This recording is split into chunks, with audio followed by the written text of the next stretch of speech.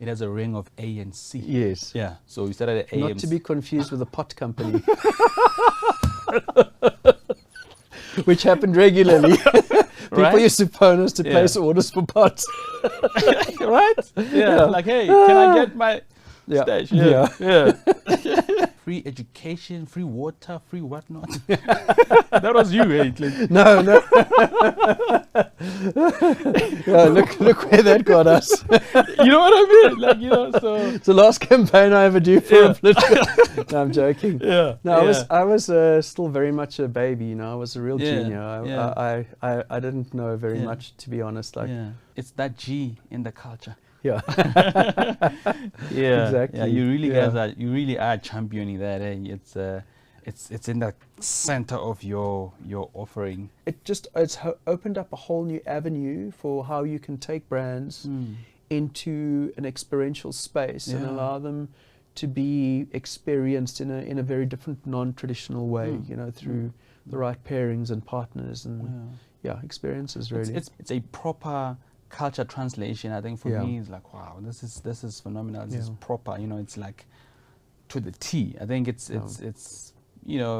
almost like a spokesperson of culture, like the mouthpiece of culture. Like incorporating all the facets of culture. Yeah. How does culture influence marketing? It will always be relevant purely because of the fact that it helps keep you honest. It keeps you at the curve of what is going on. Marketing needs to move at the speed of culture, which plays a role in shaping our sense. Welcome to the Culture Code podcast. In this podcast, we'll be telling stories of how influential culture is in business. You'll hear from some of the African culture curators on how culture can be used to drive good results through marketing and advertising campaigns. Now, here's the host of the Culture Code podcast, Tebogo K. On today's episode, we're hanging out with the CCO of Great Worldwide, Clinton Bridgeford. Welcome, brother. Thanks for having me. Thank you for honoring the invite.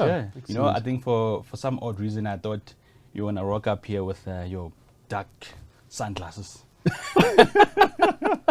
I took them off just before I got out of the car. Because the lights here, I thought, you know what, maybe I should rock my shades on, because I know Clint might just, rock up here with the dark shades, So it's, make it gangster like that. No, I don't roll like that anymore. Oh, is it? What is it now? Old age kicking in or what? I think so. Oh, man. Blindness generally. Yeah. It's funny though, as you get older, as I am now, your eyesight starts to deteriorate, especially when you spend so much time behind screens and laptops and phones. Exactly. I've started kind of like my eyes are. They told me the other day like I got a dry eye. I was like, dry eye? What is that? Yeah. Did they explain? Well, they just said to me I got a dry eye. So now they gave me like drops, and I thought I was even saying, what the fuck? Am I losing my eyesight now? Like I thought I got a long way to go before I can wear glasses and all of that. But no, you've got a long way to go still. Yeah, definitely. Yeah, man. If you want to tell us about who Clinton is, where you're from, and I'm from Pretoria originally, born and bred. And after Pretoria, I was down in Cape Town for 4 years, studied advertising down there at the AAA School of Advertising. And when I graduated down there back in the day in the end of 1993, the agency world down in Cape Town was still quite small. There were a couple of really big players and a few small shops. So there wasn't that much opportunity. And at the end of studying, I really wanted to get stuck in. I was super keen to start working. So I finished that December, packed my car, drove back up to Johannesburg. And I got here, I had a couple of interviews set up, went to the first interview I went to, and funny enough, while I was sitting waiting in reception, this is long before the days of cell phones and the like, the receptionist said, "There's a phone call for you." And I was like, okay, it's a bit strange, sitting waiting in reception. No, and it was from a headhunter and Serena Bradford, and she said to me, whatever you do, do not accept the job that they're going to offer you now. I'm sending you straight to another agency after this. Please just go and speak to them before you make any decisions. And that agency happened to be M&C, Applied Marketing and Communications, back in the day, and it was part of the Huntler Scaris group. In those days, there was Huntler Scaris, there was FMC, and there was ANC. And I met with the creative director, Kuben Moodley, who was a fantastic, fantastic guy.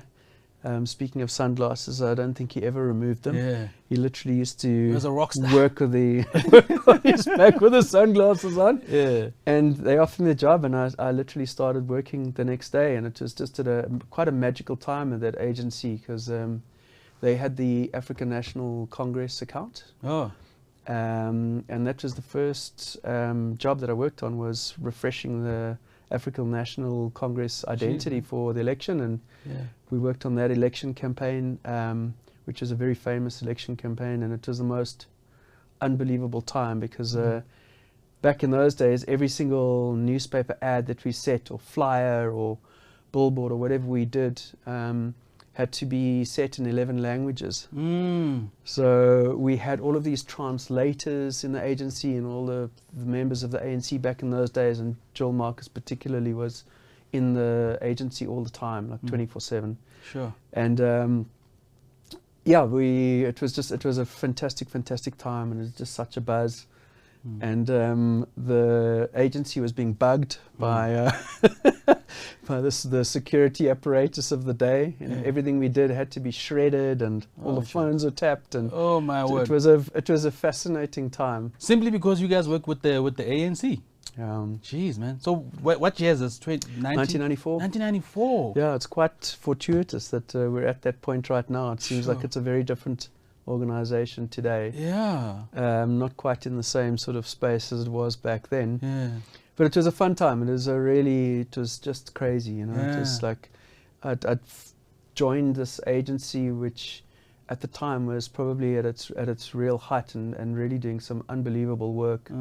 And that work was, you know, it was very, very awarded, and it did great things. And there was a very solid and sound strategy to that campaign, you know, which was developed by the then, you know, leaders of the agency, and even with input with Hunt and John and the team, and Louis Gavin and Julian Ostrovitz, who ran the agency. That was sure. So it was magic. That's magic. I mean, so you can pretty much say now you guys were taking South Africa out of like the campaign was like to take South Africa out of the old apartheid regime into like a new dawn, they call it. Yeah. Wow. It was interesting. It was really fantastic. Yeah. Do you wanna share about the campaigns, like the campaign itself, or what was the campaign saying? In essence, I think it was really, you know, the ANC wasn't a very well-known entity politically. They'd always kind of, before that, very much been in the sort of shadows, and, you know, during the struggle, you know, they didn't really have much of a chance to put forward, you know, when they became an official party, and you know, would conceivably go into government, you know, like what they stood for, what their plan was. And I think there was a lot of uncertainty and fear. And the real thrust and the importance of that campaign was to lay out that they actually did have a plan. So every piece of work was around a particular part of what they believed, and how they were going to solve and challenge certain issues and problems. So it was essentially laying out what their plan was. So the election campaign was all around what they intended to do. Free education, free water, free whatnot. That was you, eh? No. Look where that got us. You know what I mean? Like, you know, so it's the last campaign I ever do for a political. No, I'm joking. I was still very much a baby. You know, I was a real junior. I didn't know very much, to be honest. Like, I really didn't know the industry very well. But I really wanted to get stuck in and make a go of it. You know, there were some very clever people like Louis Gavin and Brian Kaywood and Steve, and, you know, all of the strategists and you know, the communication experts themselves from the ANC. You know, Joel was was fantastic. Joe who? Jill Marcus, sorry. Jill Marcus, yeah. I remember actually just one funny anecdote. One of the most terrifying things of my career actually was I was sitting in our studio, sitting next to my then creative director, Kuben, and they said, there's a phone call for you. Yeah. And I picked up the phone, and it was Lutuli House. Woo. Yeah. And we were briefed to do these little, I had to design these little A5 flyers. Yeah. So literally on the phone, that was the brief. On the phone? Yeah, on the phone, took down notes, had to design the flyer. And I think those days there was no email either. Sure. so the briefs were coming through via phone, and then I think it was faxed through to them. There were a Yeah. couple of changes, and I think 2 hours later, that tiny little piece of artwork was translated and went off, and they printed 11 million of them. Wow. Like in 3 hours after that. So it was quite for a junior like I was back in the day, it was quite a terrifying experience. Yeah. Yeah. Jeez, But man. fun. Fun times, yeah. So you know what that means. So obviously you know. So this is South Africa. The South African democracy is 30 years. Yeah. So particularly this year, literally. Yeah. So you literally. So basically, it means you have like 30 years experience, or you have 30 years running. Exactly. Yeah. How does that feel? I mean, and what has changed? And a lot has changed. And what is not going to change? So much has changed, and actually so little has changed. Yeah. So the media world has changed radically. Obviously, with the rise of digital and social, they're almost like their own little microverses or little universes, and they operate, and they need a very different kind of work and communication. And even within the social media platforms themselves, there's a different kind of work that works in this particular platform that doesn't work on that platform. So getting to understand the nuances and the strengths of those platforms and how you need to create for those platforms, I think is important, and it's been quite a big challenge for a lot of the sort of more traditional agencies, I think, over the years. But it's crucial now, and it's part of any campaign that you generate now. It's heavily driven through those social media and digital platforms. So understanding that and then that complexity is important. But a good idea and a simple single-minded idea, beautifully executed, well written, is never going to go out of fashion. It's always needed. A great line is always going to win over a shit one. And being able to do that still in those formats and those spaces is the new challenge, really. And making the content around that relevant to how those audiences engage with it. You still love brands, building brands and agencies, and I suppose building careers. That is, that's still your vibe. Yeah, absolutely. Over the last 30 years or so that I've been working, you get to work with a lot of people. Literally thousands and thousands of people. So I've always really loved and enjoyed that, and I think that's really what makes our industry special, is the people within the industry, and particularly the creative people. And not only the creative people, I really enjoy working with everyone in the agency, but that realm is a very interesting realm, and it tends to attract interesting people. And often the best creative people are, the craziest. Yeah, you got that. And it's fun to work with people like that. They're not conventional thinkers. And that's been fantastic, and I've got to work with some really fantastic people. And particularly now, working with the youngsters as they come into the agency has been very, very, very rewarding, and building teams. And I love building, agencies and changing agencies' cultures, and also changing agencies' focus often is what's really required, and particularly with the bigger, older agencies. It's not easy to do that. For the more traditional agencies, I've worked in a number of different agencies.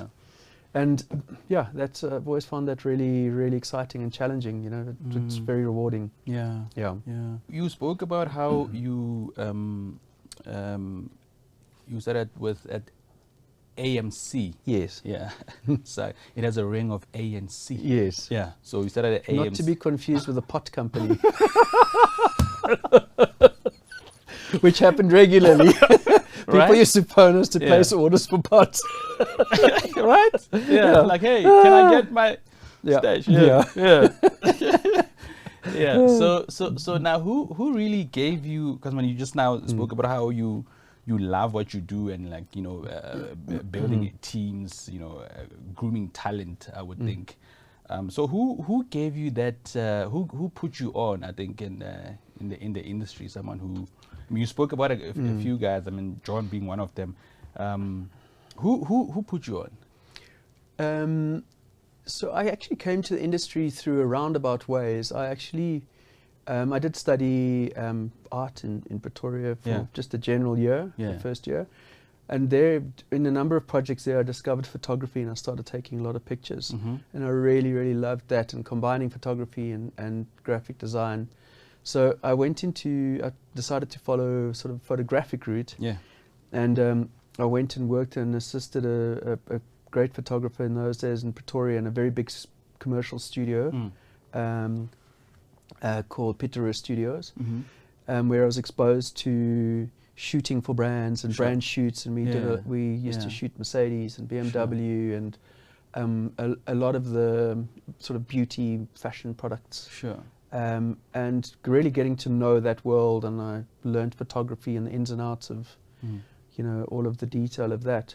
But when I moved to Cape Town, I started assisting a number of photographers that were working in Cape Town, and one of the photographers I assisted, Barry White, was a famed photographer for Ogilvy, Ogilvy Mather in those days in Cape Town.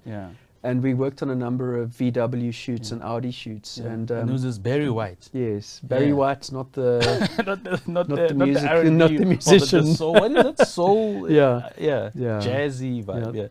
Was really and there I started to work with the creative directors from Ogilvy, and got to, you know, they would bring their layouts down to the shoot, and we would like work out how we had to light the car and where to position, etc. And just got speaking to them, and I fell in love with the ideas that we were busy shooting. And got speaking to the creative directors there, and they all like advised that I used to go into studying at advertising. So I applied to AAA, and that's how I kind of really got in. But the first person that really kind of gave me a break was Kuben Muli, the creative director at AM&C, who was a fantastic creative lead. And Louis Gavin, who owned the agency, was you know, the other creative director who I worked very closely with for many years. And in fact, we're working together again now, which you know, almost 30 years later is quite a nice closing of the loop. Eh? Wow. And so when you were in Cape Town, and then you with 3 other guys, you started, and a lady, you started an advertising agency, Dalmatian, right? Yes. Which I think was before it was Domino. And then it got you acquired by M&C Saatchi. Why that? I think, I mean, wasn't that agency just 6 years old, or? It was. I suppose it came after a really great stint at Y&R Cape Town, where I met your producer friend. Oh, you guys met on a wine farm? No. We used to work together. Not drink together. No, never. Anyway, at that time, it was the big switch to the digital world, and you know, I wanted to be a part of that, and I really wanted to embrace it and get to understand it and get to know it. So, together with Leon Potgieter, who was executive creative director, he was first at Aqua and then at Base 2, and with Gabrielle Weinstein, we started Domino, and then, you know, that grew to quite a sizable shop, and then. When M&C Saatchi acquired it, they changed the name to Dalmatian, which is still part of their stable at the moment. It was a very, very, very exciting, you know, time, and we really got to deep dive into quite complex builds and digital world. We're building back-end systems. We were building CMS systems. We were building quite big portals and websites. Yeah. We developed a number of really interesting apps as well for well-designed capital, and when it was down in Cape Town for creative, for the creative community basically down there, which was it was exciting, It was exciting, and I was learning a hell of a lot. And we even created children's books which were learning aids, and became learning apps which had interesting functionality and stuff. So there's for me and for us, it was a fantastic journey of really getting to understand that world and really get to understand it well. Okay, so Clint, I think let's take it back a step back, or a few steps back. I think to Domino Digital. Domino Digital was one of the few digital agencies at the time. Yeah. Right. And I think we've seen a lot of how things are done in terms of how you market. Now, like you were saying earlier, you first start digitally and then you roll out into traditional media. That's right. Yes, I think Domino. Our focus was very strategic in terms of how we built a lot of platforms that integrated both web interfaces that split out into apps. And then certain of the traditional things, some CRM marketing systems. Yeah. So it was quite a deep dev house, and at that time, we had two incredibly skilled and experienced Apple app developers. Back in the day, the code bases were quite different. We're a slightly different world now. Yeah. And there weren't very many of them around, and they were very, very skilled and experienced. They cost a fortune. Yeah. And we did some very, very interesting things, and the world of apps and iOS unlocked functionality that you just didn't have in the web world. So we really, in a lot of what we did, we were deep diving into really pushing the boundaries of what was possible with these apps. And for example, the one children's book that we did, it allowed you, if you wanted your child to hear the story, because South Africans speak very differently and we all have slightly different intonations, and if you wanted your children to hear the story not in the traditional sort of American voice that you got to hear in most other children's books, or English voice, we allowed the functionality of that children's book app was that parents could record the story in their own voice. Wow. And every time you turned the page, it saved it. So when your kids wanted to listen to or read the story, or would be read the story through the app, you would hear it in your parents' voice, and in a voice that in a way, in a language that you were familiar with. It was very personal, so your mom and your dad could read it. But that also allowed the children or the kids, we had functionality where they could learn to read on the page. So you would follow the copy on the page, and then you could record yourself. So the children could record themselves reading the page. And if they were happy with it, you would turn the page, and they could also hear themselves reading the whole book. So it was, we incorporated music into the pages, and there were like little hidden visuals in each page. So it was a very rich environment to play with, and quite an exciting thing for me and the designers. It was very new. It was a very new world, and it was a new experience, and it took what we knew very well in a traditional world and traditional formats into a whole nother dimension. You were incorporating sound and motion and all sorts of interesting things into one little app, which was very rewarding. So this was for a specific client, or it was an agency? No, we did it ourselves. Initiative. We did it ourselves. It was a self-published traditional book and app, and it was written by my then business partner Gabrielle Weinstein. Her mother was a writer and an English teacher, and she wrote fantastically. And it was, strangely enough, named after our two dogs at the time. Jeez, you had to take it there. Yeah, called Bonsai and Geronimo Go to the Park, and it was a whole story about acceptance and how some children are different to others. And it also it had like a stranger danger component to it, educating kids about not to just go off with strangers. This would be the this would be a hit now, hey? Yeah. What happened to it? Where is it now?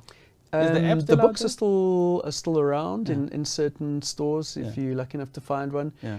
The challenge with the App Store back then and in those days is that, you know, whenever Apple released an update, they didn't tell you that it was coming. And they back then you would have no pre-warning of what code had changed or what they were changing with the iOS. Yeah. So you had to go back, figure it out, go into the forums, and then redevelop, re-release. And you know, it became a very onerous process. So we did that for a number of years to keep it active and alive. Which was, it just becomes very, very onerous on you. It's like, it's not an easy thing to keep going for eternity. Sure. You know, the whole way that it works now is very different, and it's, you know, it's a lot more friendly to developers, and they're a little more communicative now than they used to be back then.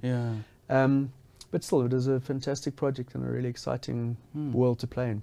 Sure. Yeah. And then fast forward to all of that, and you joined Grid. Yeah. Yeah. And how has Grid been? How has Grid been? Grid has been a wild ride. Yeah, I see. A lot of you guys at Grid, you guys are rock stars, eh? Black clothing. What's happening? It all stems from Nathan himself. Who, you know, he really is a rock star. He's incredible talent, and he's a fantastic leader. And yeah, there's just been this adaptation of black. You know, Nate's always only ever worn black, and I think it just rubs off. Yeah, and, it just rubs off. Yeah. Everyone at Grid tends to only wear black. Yeah, it's always noted whenever we go into pictures. But yeah, it's been a fantastic journey. Yeah, and I think Grid itself has been through an incredible journey of growth and expansion. You know, when I joined Grid, it was to establish a sort of advertising communication component and help lend some digital experience and knowledge to that space as well. And it's grown into a fully fledged 360 offering. I really love the hashtag make it mean something. What does that mean to you? Yeah. So this is like your agency hashtag, right? Yeah, I suppose it is the agency hashtag, but I suppose it's almost like the agency philosophy and ethos, really, is that, you know, there's a lot of work out in the world that gets put out into the world, you know, that doesn't necessarily always add value, add purpose, add meaning. And I think it's something that's really helped focus everyone in the agency. It's a rally cry, but it's also a filter for all of us inside the agency as well. Like when we do something, we want it to be meaningful. Yeah. And we want it to be meaningful for the people that we create it for. And you know, we're not just putting communication out for the sake of communication. It needs to do something. It needs to move people. It needs to resonate with the audience that we're creating the work for. And it has to work for the brands.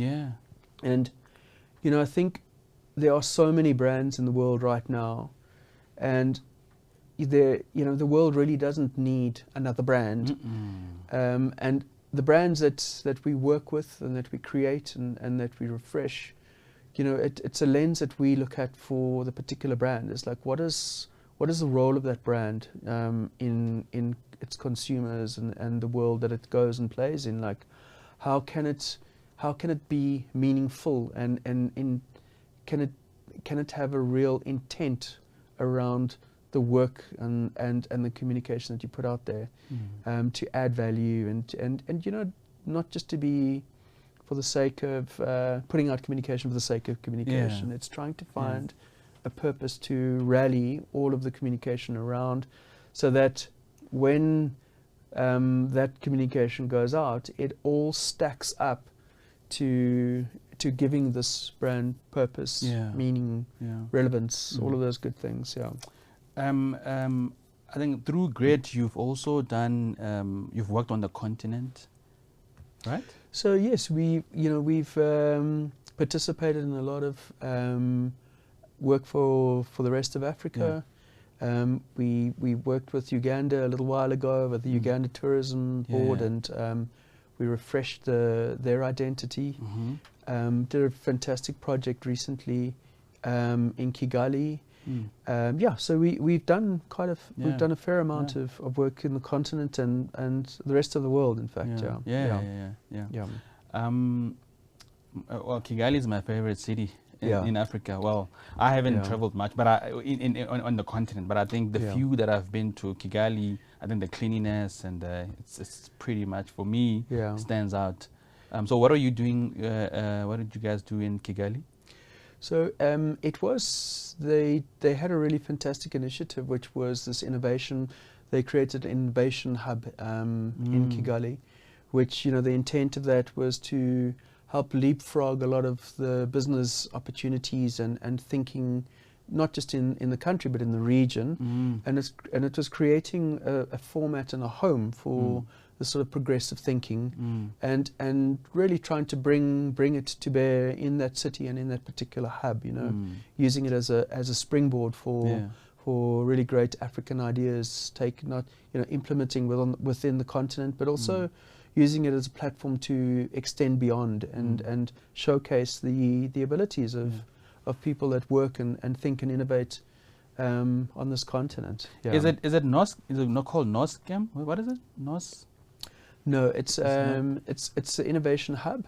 In NOS, in the region NOSCAM or something. I think I've been there. Yes, I'm actually not 100% sure. I unfortunately didn't get to go visit the city. Yes, you should. It's beautiful. Yeah, I did get to go to Uganda and spend some time there while we were working with the local partners on that particular pitch. But we've got to we choose the right people to go to these different things, and the people that are really working on the actual projects are crucial to go and experience the brand and the product and whatever for themselves.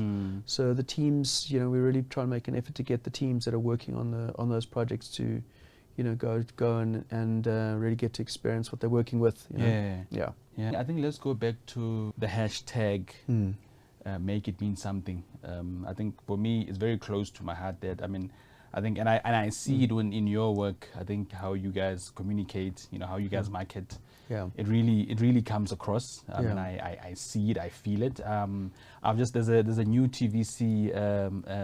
It's a life insurance TVC with the little boy and the dad. Please take us through that. It's really. Watching that commercial for me, I was like, wow, man. Is this?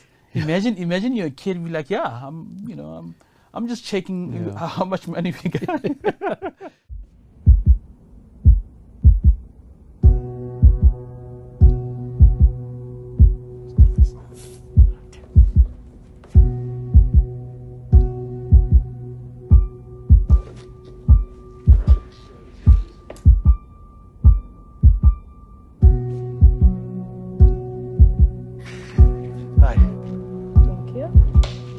What is the toughest part about being a parent? Thinking about how do I set you up for the future? The fear of letting you guys down. Okay. If you couldn't work anymore, would I be able to go to university? No, probably not. Would we still be able to live in our house? Yes, in the interim, but not if it gets too long. If something had to happen to you, will I be looked after? Wow, that's really a difficult question. It's something that I've been thinking about. Yes, my mother is there, but financially, I don't think you will be. And it's something that I'm truly looking forward to implementing, like soon. When you retire, will you have enough money or will I have to look after you? I would never want you to look after me because it's not your responsibility. Does it make you anxious managing your finances? All the time, yes. You always ask me 3 times if you can have something in the shop. Yeah, because I'm always like making sure, that we have enough money. Yes, exactly. I know. Since you've been in my life, that was the start of all of this. It becomes someone that starts worrying about future planning for us. Do you have a will, and does it explain who would look after me? No, I don't have a will. I've been thinking about that for the last couple of years. It's a priority at this stage, now that you've raised it. Thank you for everything that you've done for me and Summer. Thanks.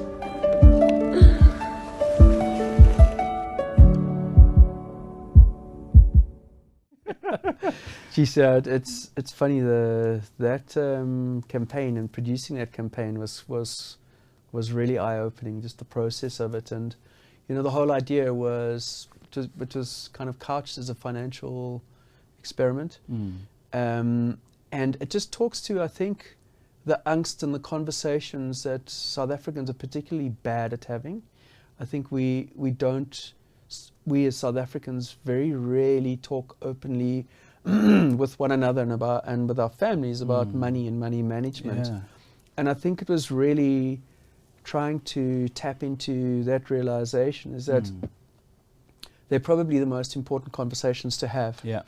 And we have a real barrier in our culture to having those conversations. And it was, we throughout the process of making that campaign and the TV spot, the director cast real families, and we found real families. And on the day, they were given, the kids were given the questions to ask the parents. So they didn't know what was coming. Yeah. Oh. Yeah, which is why it's so emotive. Really? And because you can see, you can almost see the dads. Is that the real dad? Yes, those are real families. Those are all real families that we found. Yeah. Because you can almost see, like, he's like, whoa. Yeah. Yeah. And even the fact that like only 15% of South Africans actually have wills, which is astounding. Sure. And they have one of those questions as well, where the daughter asks her father, if he has a will, and him having to say to his daughter that he doesn't. Yeah. It felt quite different for a campaign of that nature. It felt quite honest, and I think there is a shift in advertising in the world now with heightened awareness, and I think there is a need for a lot more honesty in our advertising, and I think there's a real need for looking at the way we sell things through a very different lens. Yeah. And it was the beginning of that journey with FNB on that particular campaign. Yeah. And we hope to do a lot more of that kind of work, because I think it really hits you. It really resonates. It's not, we're not doing something clever to sell these policies. Right. It was just the realization that so few of us actually have them or have thought about them, and they really do have not having that in place really does affect your family, and it creates a lot of chaos after should something happen to one, and it's the family that are around that have to deal with that chaos afterwards. So it's just trying to get people to think about it in a slightly different way. Yeah. Sure. it's I think what you guys are doing with FNB, it's amazing. Hey, it's top notch. I think I've even read the other day. It's a very interesting story. Grid has been working with FNB for, I think it's going on 13 years now. It predates me even being there for the last 8 years. But Grid and FNB have had a very interesting relationship. There are no sort of contracts in place. Sure. But Grid has always been the sort of lead brand agency for FNB, and has played that role, for a very, very long time. This is the second brand refresh in the last decade that Grid has overseen and implemented. Yeah. And I think just talking about the way that the world has changed, and the way that this recent rebrand was executed, is that the approach to the rebrand was that again, it needed to be meaningful, and it needed to give the brand a refreshed view of what its role was in the world today. But even in the application, the design of the brand is, nowadays the principle that you have to adopt and you have to work with is that the brand has to be digital first. And when we were working on that brand and the design of that brand, or the redesign of that brand, is that the icon, the test for any icon now is that it has to work at 14 by 14 pixels. So it has to be able to reduce from a billboard all the way down to like those pixel dimensions, and it still has to to work, and it has to pop. But the brand itself became an interactive device. So it responded in different ways to thinking of the future forward in terms of how apps work and where FNB's app will ultimately go, is it had different states. So when it was processing, it responded in one way. When it was thinking or implementing an instruction, it responded in a different way. When it was listening, it responded. So it was created in a sort of a moving digital environment, so that it was ready to work in that way when that functionality gets switched on. And I think FNB now it's so cool now. I think that rebrand, refresh. I think they look. You can almost apply it. I mean, I see now you guys. They have merch. Yeah. You can, the hoodies and the t-shirts and the bucket hats. It's so cool. Like, I mean, what is the thinking behind that? I think now are you it's about pop culture, what vibes? Well, I suppose a brand like a banking brand like FNB, it needs to play in culture.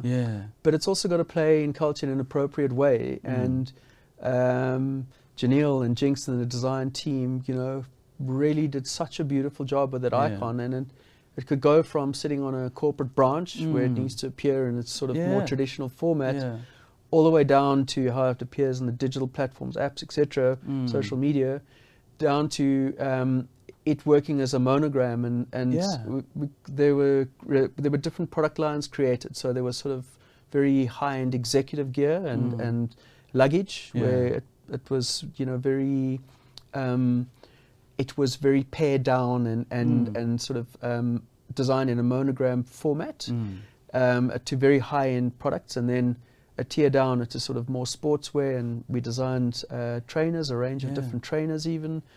And then hoodies, there was a range of beachwear, there was a range of, it's a very big range actually. I think there were over 300 different line items within that range, but the way that the icon was designed allowed it to be applied really beautifully in patterns and bright colors and monograms, and so it really did it was proof that the way that it had been reduced could stretch across almost any application, from the soles of a trainer to the tongue of a trainer, onto a button or onto a beautiful silk scarf, onto a piece of luggage. It just worked. It worked really, really, really well. It worked really, really well. I think even the Luris got you guys a nod. Yeah, it's always nice to nice to get a nod there. I think even the Creative Circle. Yes, it's picked up a number of awards, various categories. It was a really fantastic project, and it's always nice as well to be able to win those accolades in the creative, in your sort of creative realm for your clients like FNB, who, continue to win incredible accolades. And I think one of the biggest ones for them recently, that the brand was recognized as the strongest banking brand in the world by an independent body that sits and works out of London. And that was a huge accolade for the bank, and ultimately, for us as well. It's not often that you get acknowledged in an industry, not just creatively, but in an industry which is a very competitive, very big industry around the world. That was quite something. Sweet, man. Inveroche. Yes, that's also another exciting campaign. Take us through that. I think I really love what you guys did there for Inveroche B&B. Yes.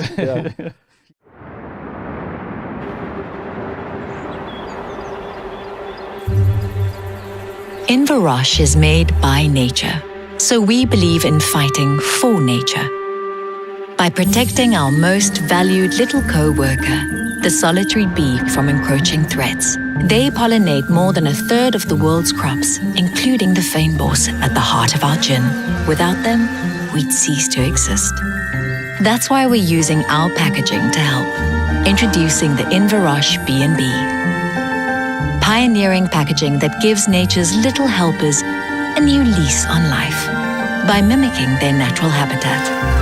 Made using invasive tree species, they're designed to give bees a safe place to nest and rest. So do your part and open your own B&B today.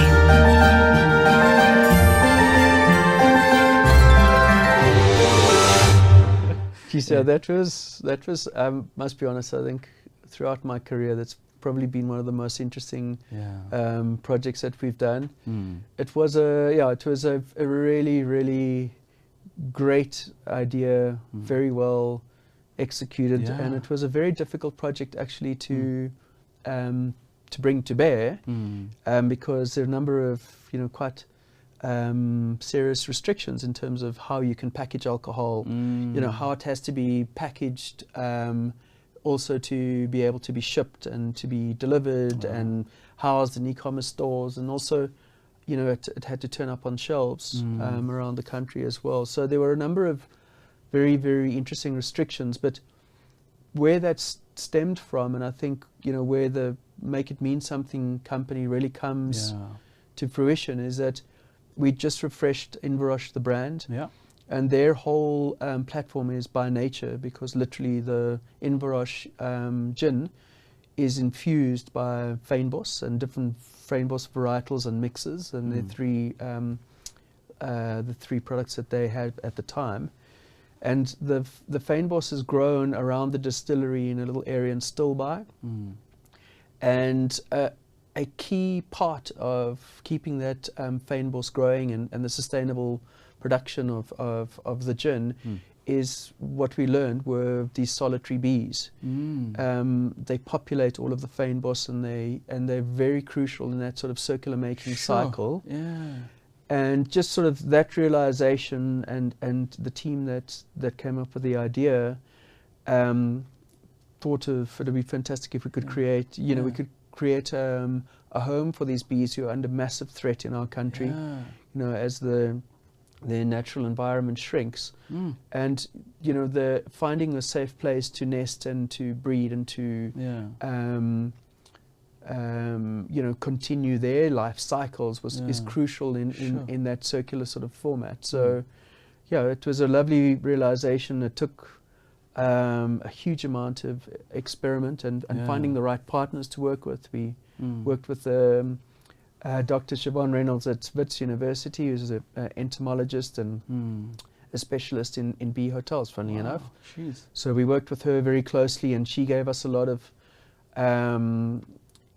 specific information around what makes a successful home for a solitary bee, and we didn't realize how deep the holes had to be for the bees to go in, and the different sizes of the holes, which created an interesting challenge, because we couldn't create packaging that was this deep, and still we couldn't have 3 walls housing gin which would be that deep. So we had to figure out how to get the panels of the packaging to work as a safe house for the product that it needed to carry, but it could break apart and then be reconstituted in a way that allowed those holes to be deep as they needed to be for the bees to want to use the homes. And there were a number of challenges, a number of prototypes we went through with Houtlander, who were a fantastic supplier.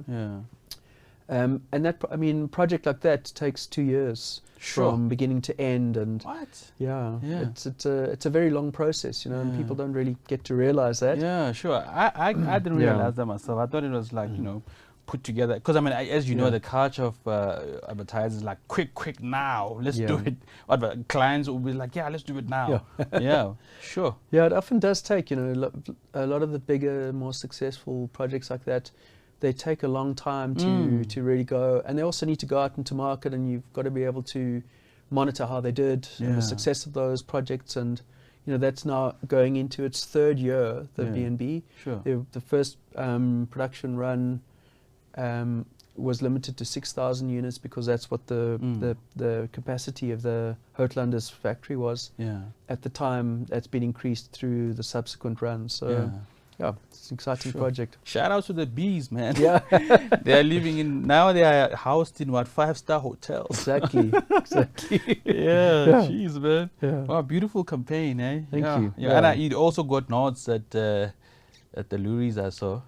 It's one of those projects that also achieved. It was recognized all over the world, and I think one of not only by creative awards, but I think the first time we've won an award of this nature at Grid was also by Fast Company, where it won innovation, the most innovative design of the year globally, which was a really lovely accolade for that project. And yeah, kudos to the team that worked on that. It was it was really exciting. Yeah. How does it feel leading these teams, man? Like, you know, and they're doing great work, and you're. I mean, I would think as a chief creative officer, be like, you give yourself a pat on the back. It's like, yo, man, I did this. Or no, I mean, without excluding. I mean, obviously the teams put together the work, and I think you are there, creative direction, and you know, how does that feel?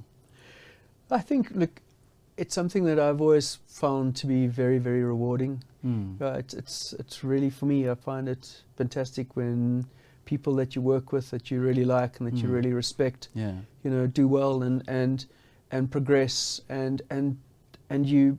It's really about helping to create the space that they need and finding the right support for the right projects and giving them the freedom to do what you know they can do. You know, you work hard at finding people that you believe in, that you genuinely know can do the job, and you also know that they're capable of doing fantastic things. So it's just trying to find ways to create the space and enough inspiration and enough of a push to get them to do that, you know. And it's very rewarding seeing them excel and produce such amazing work, you know. It's something that I find deeply rewarding and have done for a very long time, you know, so it's enjoyable for me. Yeah. Oh, nice one, man. Yeah. So to make positioning or campaigns, I think in this day and age, with such a saturated market, must be really hard. And I think you almost need like brave marketing. Yeah. You know, or brave. You must have brave marketers. Yeah. How is that journey for you? Trying to you know, like, I mean, either you have a brave marketing, whatever, brave marketers, or you have to come with ideas that challenges a marketer to be that brave. Yeah. Yeah. I think, you know, we do that a lot. We really do challenge a lot of the marketing clients that we deal with, and the CMOs and all of the brand custodians that we work with. We do it a lot.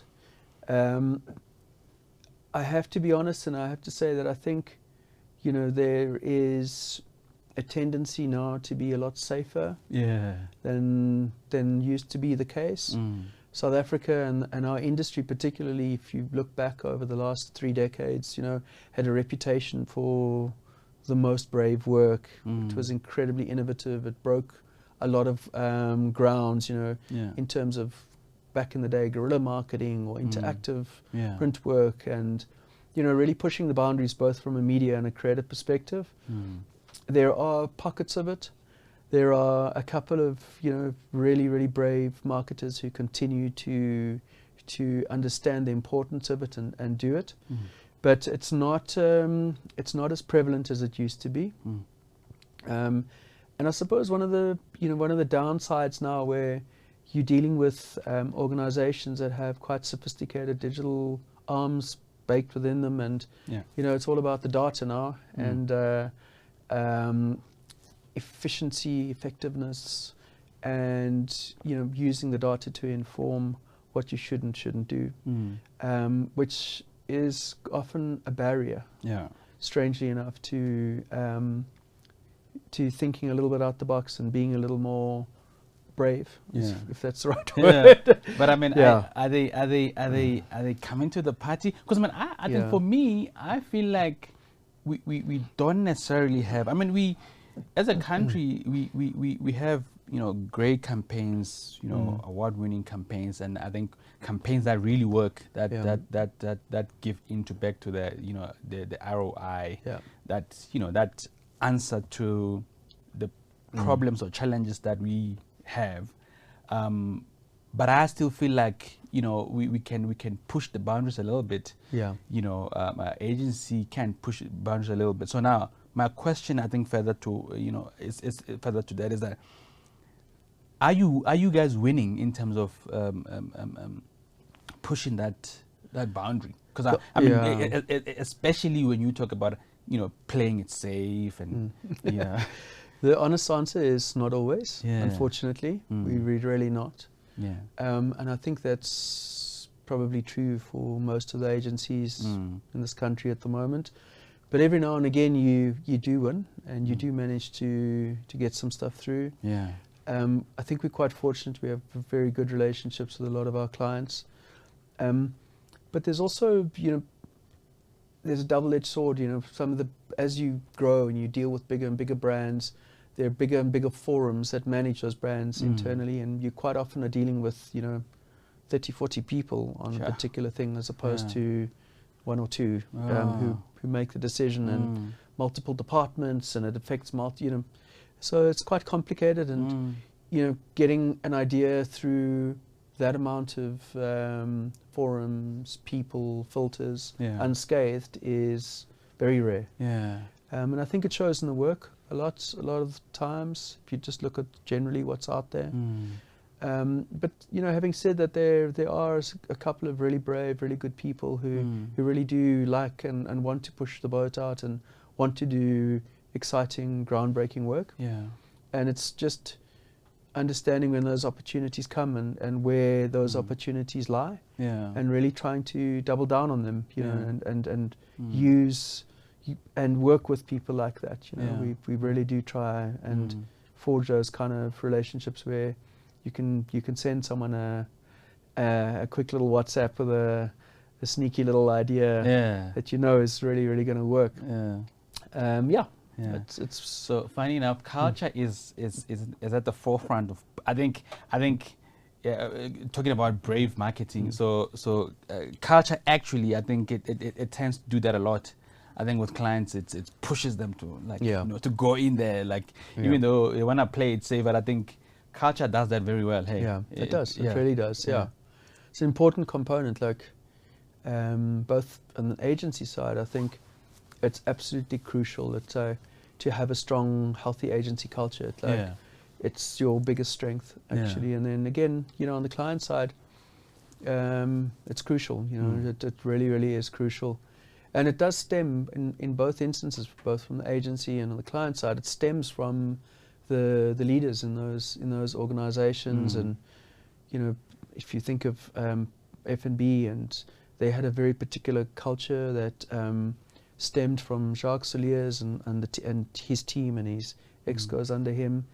He's an incredibly driven man, and very ambitious, and very future focused, very unconventional in how he worked within the organization. I think that stemmed and drilled down.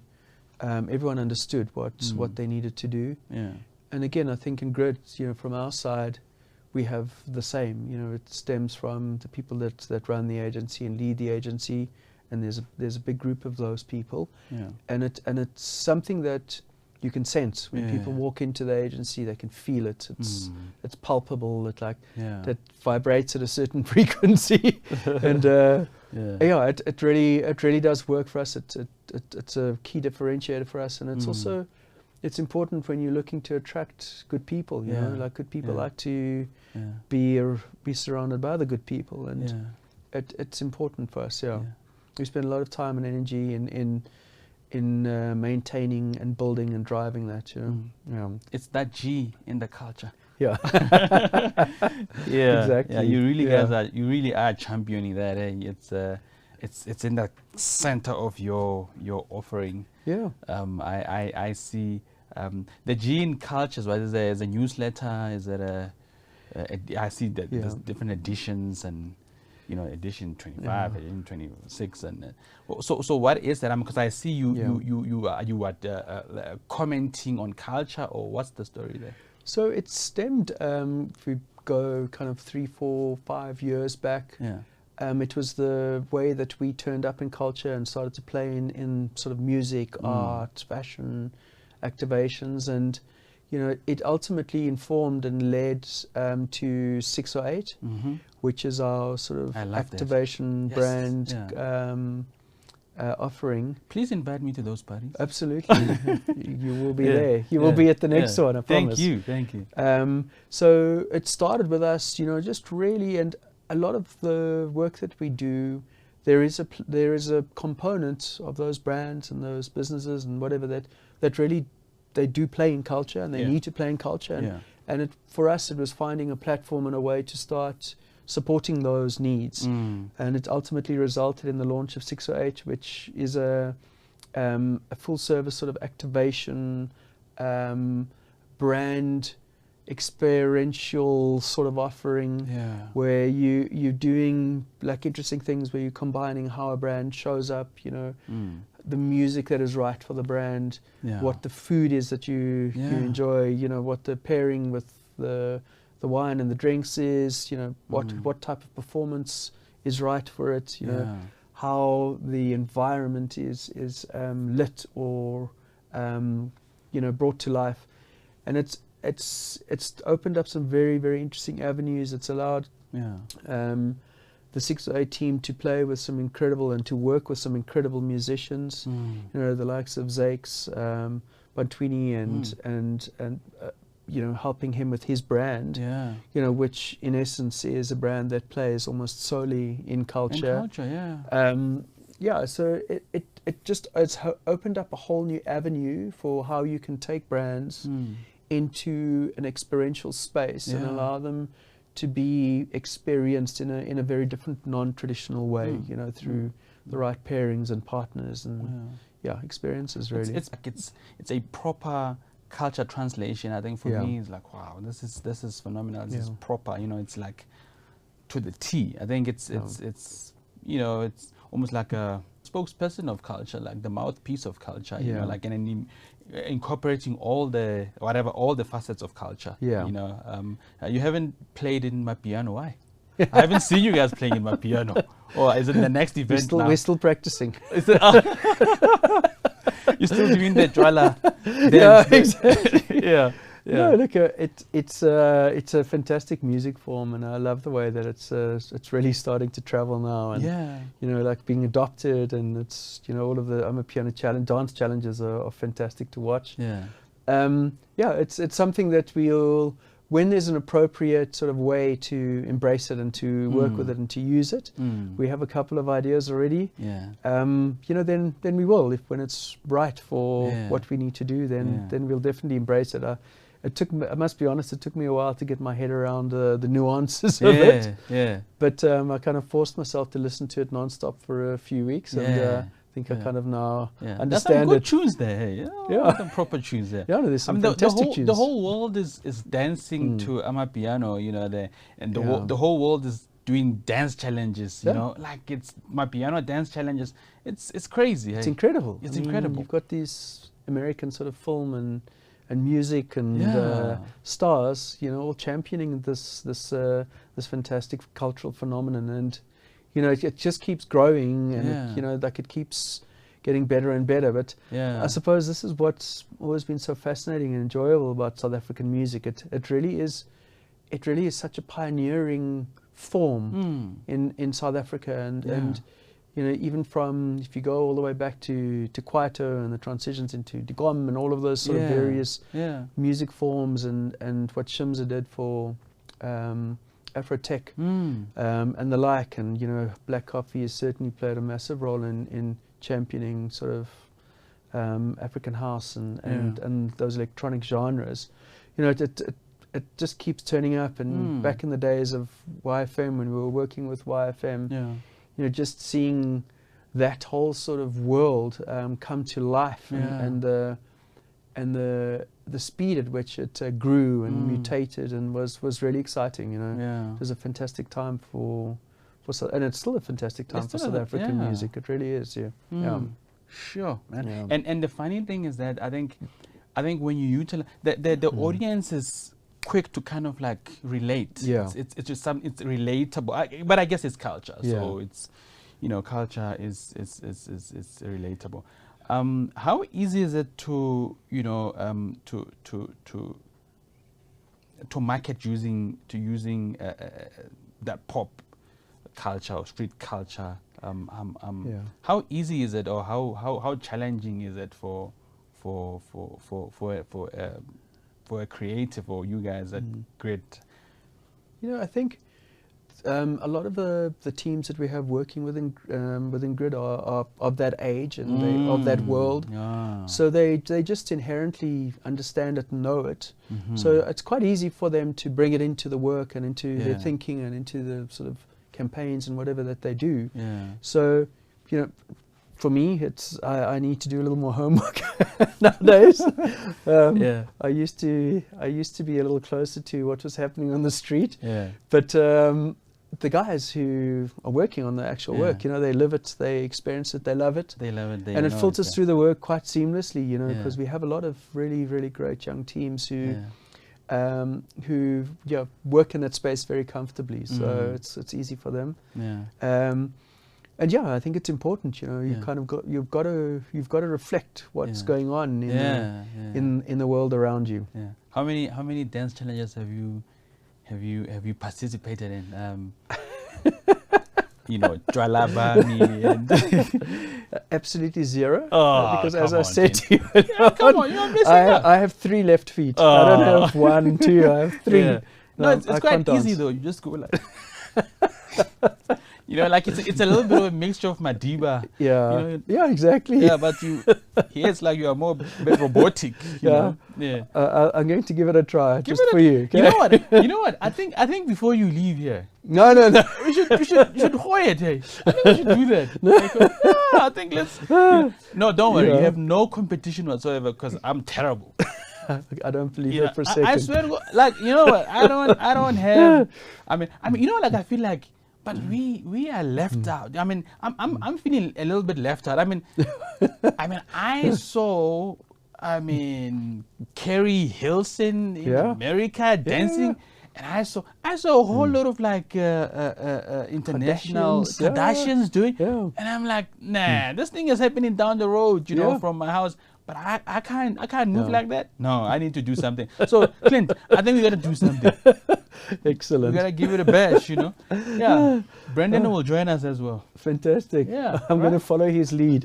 Follow his lead. You know what? I think he must take us through. Exactly. I'll be behind the scenes. Excellent, man. Yeah. So yeah, man. And I'm not talking, you know, like the Louis after parties. Yeah. You know, where you start just moving to the beat. No. I'm not talking that vibe. No. I'm talking proper. Yeah. You know, giving you the yeah. That's scary. Let's play on song. Yeah. This was going so smoothly until now. No. So yeah, I think let's talk a little bit. Let's talk transformation. I think, you know, one cannot have a advertising or marketing conversation without, you know, talking transformation, especially in South Africa. We've come a long way. And I've seen a little bit of like the industry has transformed. However, some people might say, hey, dude, what the hell? What the fuck are you talking about? It's not, you know. But yeah, what does transformation mean to you, and how do you think? What do you think can be done? And based on where we come from. The nice thing is that you were right there with the ANC, ANC and AMC. Yeah. I think, you know, it's an absolutely vital thing in our industry, and I think there's certain ways where the industry gets it really right, and there's certain instances where we really don't. It's crucial for us. You know, we have a very transformed creative department.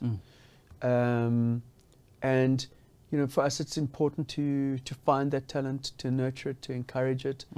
And you know, I think at Grid they do get a slightly different set of training. It's not just creative training, but you know, we really do encourage the youngsters to be a little more business minded, and the creatives there are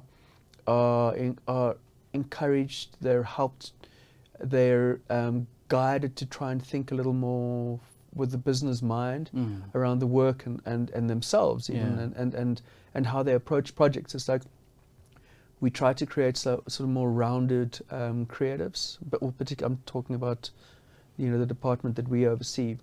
And I think that does what they pick up and learn at Grid, which is a very entrepreneurial agency, and it's very, very driven by everyone that works in Grid. And it often Grid, the different business units and pockets often compete with one another. Sure. Very heavily, even for the same resources and that. So there's a healthy sort of set of competitiveness and entrepreneurial nature that is distilled within the creative department. I think that has really helped.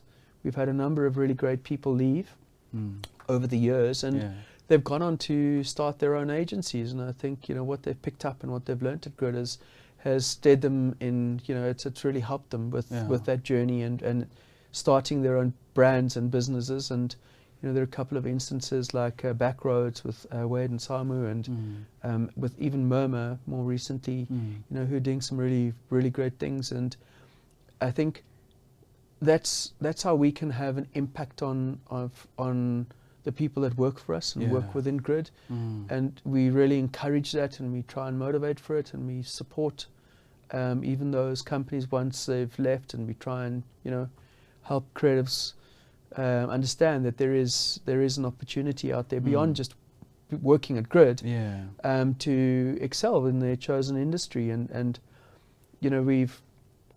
it's a very tough environment to work inside Grid, because the expectation is huge on everyone at every level. It doesn't matter whether you're a client service person, you're a producer, you're a strategist, you're a creative, or you're a writer, art director, designer. The expectation is big, and I think that environment lends itself well to going out in the world and being resilient, and knowing how to solve problems, being resilient enough to want to continue solving them, because I do think it's a very challenging world once creative people, agency people leave a sort of formal environment like ours or any other agency. To go out and set up your own shop is difficult. It's very difficult. And getting opportunities from the big brands, big brands are big brands, and they need to know that they have a solid set of hands, and they often don't open up the doors enough for these young startup shops and agencies. And I think there's a little bit of a challenge there, and we need to rethink how that works. And that it's difficult for these guys that set up these new shops and companies to break into that world. There's a very real challenge there. Like we have a really nice set of leaders and creative directors and executive creative directors, that will be leading the agency one day soon. And we try and foster that growth. We encourage it, and it's a very important part of what we do and how we do it. And even the work that needs to be created for these brands now is very different. The language, the tone, all of it is very, very different. Those requirements are different. And sorry. No. We need to have the right people to do that work. But I mean, shouldn't agencies play a little bit in that? I think when we talk transformation, shouldn't agency be part of that? Say, oh yeah, sure. I mean, like you're saying, there's guys who came out of Grid to form their own shops and whatnot. How easy is it for, or what is Grid's or other agencies? I'm not necessarily putting it on Grid, but I'm now talking about Grid because there are other guys who came out of Grid and setting up their shops. Is there support from Grid to those guys to say, yeah, I will give you a piece of work? How does it work? Yeah, so we refer business to them often. Okay. We take on a certain realm of business and a certain size just because of the nature of the agency is set up. Yeah. So often when projects come to us that we can't necessarily take on, they don't have the, you know, the necessary budgets, whatever. Yeah. Those clients will be deferred to these agencies, and we do a lot of that. You know, over the years, I've helped mentor a lot of creatives and in their own ventures, and you know, continue to do a lot of that outside of, you know, the traditional Grid sort of environment. And I think everyone at Grid does do that. You know, the management team and the founding partners and directors at Grid, you know, all support a huge number of people from a sort of business input, steering, mentoring approach. And I think it's important to everyone at Grid, and they do it. Yeah. We have lots of sort of education programs, both within Grid and within the network, the TBWA network that we're a part of. Yeah. There are a lot of really good training programs. We have a few youngsters that are going overseas shortly to participate in those. Wow. So yeah, then there's been a lot of that.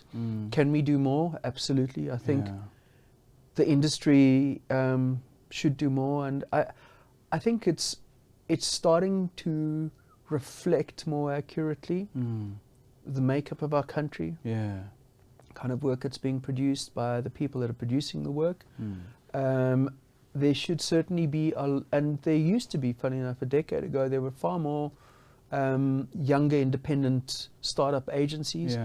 Not many of them have seemed to have made it and survived. You know, to what we were speaking about earlier on, which is, you know, quite sad. And I think there should be a way where the bigger brands and the bigger pieces of business are almost encouraged or incentivized to work with these agencies, these upcoming agencies. And I think there needs to be some sort of a structured way to do that. You know, there is the odd occasion when big RFPs go out, quasi-government clients, you know, where there is a component where 30% or so of the work has to be outsourced to smaller agencies, but that's certainly not the, you know, the general approach.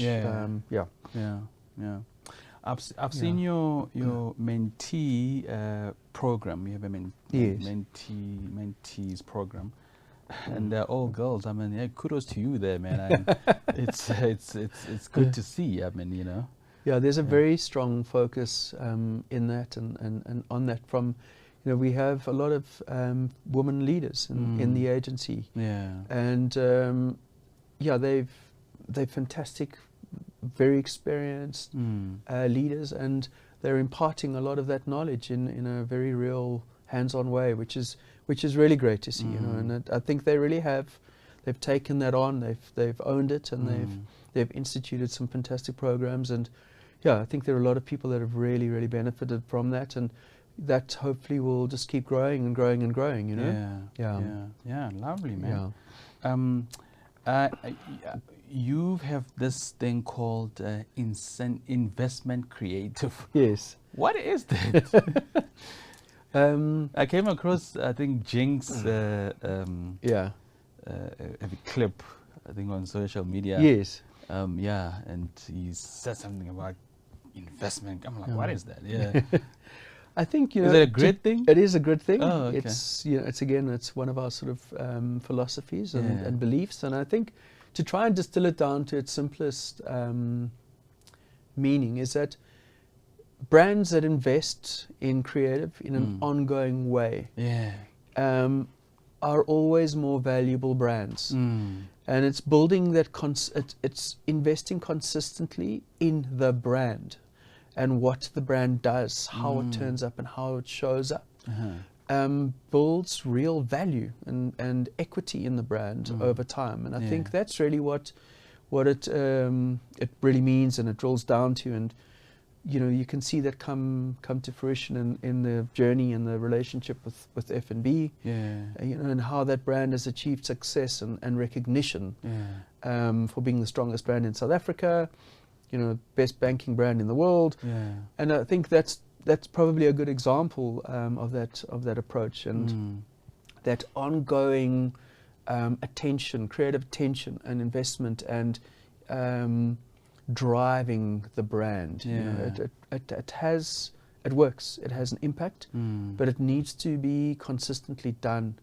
And I think that's where a lot of companies, brands, you know, let themselves down. It's often a soft target, the budgets that marketing or that world has. Yeah. You know, that's the first to be culled whenever there's a bit of a challenge, but it's the worst thing to cull, and it's the worst place to stop investing in. It really, it makes a big difference, and ultimately it really does.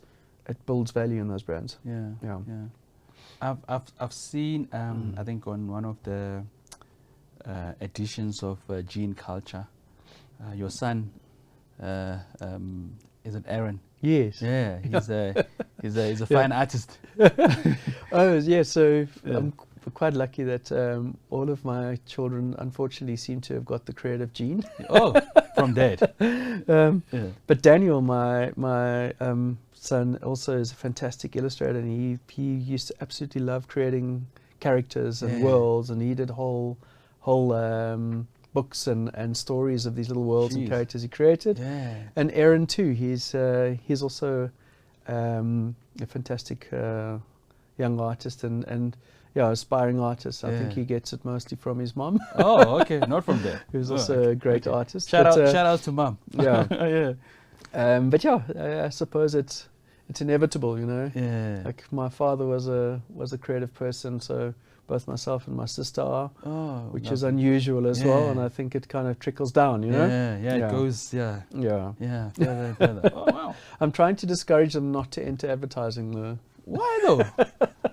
I mean, you've been running and you've done remarkable things. Why would you? Oh no, they need to become accountants or doctors or something. Jeez, man. No, well, and you know what? No offense though, to accountants and doctors, bankers. No offense to those guys, but you know what? I think creative world is there's a lot more freedom. Yeah, it's a magic world. It's a magic world. It's a very difficult world. And I think it's getting more and more difficult to operate in now. With tech and it's. But you've been playing in digital, so I think, and I know that digital it's a one pocket of technology. So what is your take on how technology playing in, or technology being part of advertising, or being part of the how we market? I think it's such a crucial part of our world now, and I think you really have to embrace it. It's not going anywhere. It's going into very interesting places, but it does allow you to do very different things. You know, it actually unlocks a whole another layer of creativity. And I think it's an important component now in any sort of campaign delivery mechanisms, or how you engage with your audiences, or what you create for them, or what you allow them to create with the tools that you make for them. Or it's a crucial part of what you do, and it also it allows you to differentiate yourself quite heavily. And, the footwear brands have played very successfully in that space for a very, very long time. And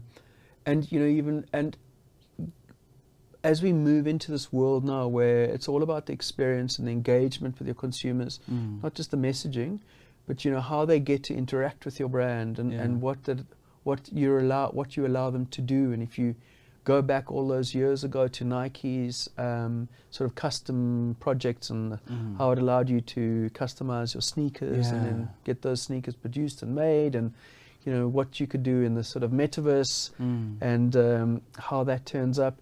And I think it's important to keep testing and trying those new spaces and those new worlds. And some of them go forward and some of them don't. But it's always exciting. It always offers up new possibilities with the kind of work that you do. And I think that's really what a lot of the consumers are looking for now. It creates a different kind of engagement through product or these technical tools that you build, which you just can't have with traditional communication work. I think globally there seemed to be gender neutralization. I think now, and I've often had a lot of conversation or certain conversations that people spoke about how you stand a better chance to being a better brand or like a big brand when you are not. When you don't have a specific, you're not a female or male, or when you just kind of like, and I think we've seen a lot of brands make it like a almost like a blank, no gender. Yeah. What is your take on that? I think if I'm clear. Yeah. I think we create an environment of mutual respect for everyone.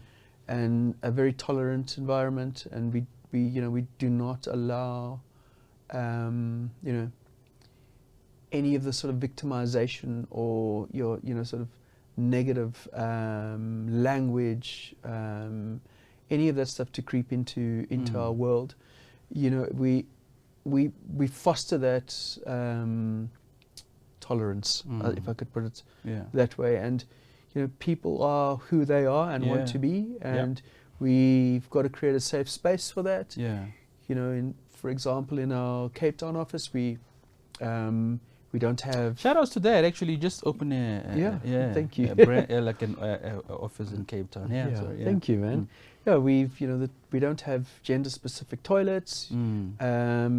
It's a small thing, and it sounds like an obvious thing, but ultimately. It's to accommodate people that work in that office. We have a very, very diverse set of people that work for us. And people are allowed to be whoever they want to be. Of course, But there are, and just creating the environment where that is really accepted, allowed, tolerated. Is not tolerated, terrible word, but is you open up. The world to everyone, and I think there are different views on certain things. When you're developing work, it's important to have a view of is it right? Will it land well? Is it is it open to allowing that sort of tolerance to everyone? And I think it's an important. You need to have that component in your business now and in the work that you're doing. It's got to be. It's got to be aware. The audience and your consumers are very, very aware, and you need to be too. I don't know if that answered your question. What do you think? Could get a little bit more specific in there. If I equate it to that question that says, and knowing from where you're coming from, if you equate it to the question that says, how do you make a viral ad, right? You can put all the right ingredients there. Still no guarantee that it's going to go viral. It's the same thing. How do you make a gender neutral ad? Or how do you create a gender neutral brand position? Right? Do you set out to be gender neutral, or do you set out to speak to your audience? In whichever form they are. And so I think the where you're going, Clint, where that's part of the grid ethos. I think that's awesome. How do you translate that into the work? Okay, got you. That you do for your clients. There are a few examples, probably of that. And in recent campaigns that we produced for First National Bank, that was part of the television campaign.